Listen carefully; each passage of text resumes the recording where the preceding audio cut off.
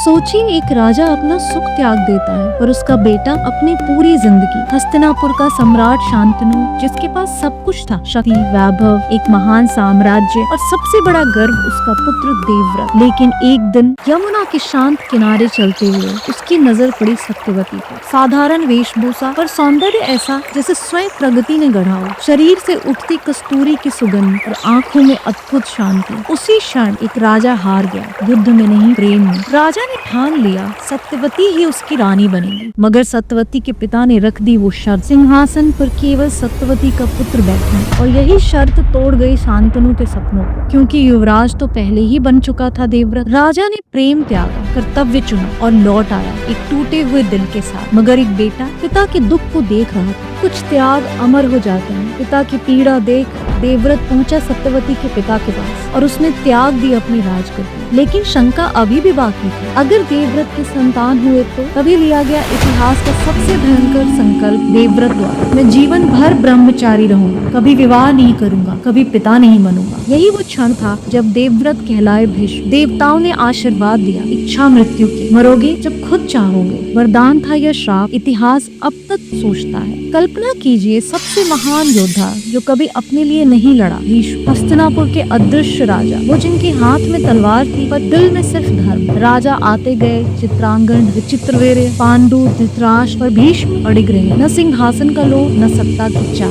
जब जब कौरव और पांडवों का संघर्ष बढ़ा, भीष्म फिर खड़े हुए धर्म की रक्षा के लिए। महाभारत के युद्ध में जब भीष्म रण में उतरे, धरा कांप उठी, स्वर्ग थम गया, अर्जुन तक कांप उठा। कैसे लड़े गुरु के खिलाफ, और भीष्म शत्रु के सामने भी धर्म निभाया। फिर वो क्षण आया जब बाणों की सैया बनी। भीष्म ने कहा, अभी नहीं, मृत्यु कब आएगी जब मैं चाहूंगा। महीनों तक बाणों पर लेटे रहे, सिर्फ इसलिए कि हस्तिनापुर को अंतिम शिक्षा दे सके। उन्होंने कभी राजगद्दी नहीं पहनी, फिर भी सबके दिलों पर राज किया। उन्होंने वंश नहीं बढ़ाया, फिर भी उनका त्याग कुरुवंश की सबसे महान गाथा बनी। भीष्म ने सिखाया कि असली शक्ति त्याग में है। भीष्म का जीवन सिखाता है कि महानता सिंहासन पर बैठने में नहीं, बल्कि उसकी रक्षा करने में है, हर कीमत पर। अगर आपको यह कहानी पसंद आई हो तो कृपया हमारे चैनल को सब्सक्राइब करें और शेयर करें, और भी रोचक और प्रेरणादायक कहानी के लिए हमारे साथ बने रहें। हमें आपकी प्रतिक्रिया का इंतजार रहेगा। धन्यवाद।